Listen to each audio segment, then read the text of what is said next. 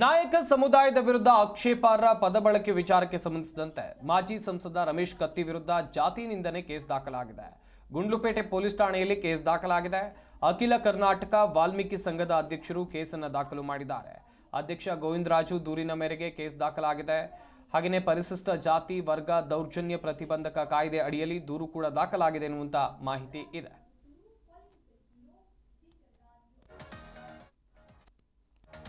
ಒಂದು ಕಡೆಯಲ್ಲಿ ರಮೇಶ್ ಕತ್ತಿ ಅವರು ಕೊಟ್ಟಂತ ಹೇಳಿಕೆ ವಿರುದ್ಧ ದೂರು ದಾಖಲಾಗಿದೆ ಎನ್ನುವಂತ ಮಾಹಿತಿ ಸಿಗ್ತಾ ಇದೆ. ನಾಯಕ ಸಮುದಾಯದ ವಿರುದ್ಧ ಅವರು ಆಕ್ಷೇಪಾರ್ಹ ಪದವನ್ನ ಬಳಕೆ ಮಾಡಿದ್ದಾರೆ ಎನ್ನುವಂಥದ್ದು ಸಮುದಾಯದ ಮುಖಂಡರ ವಾದ.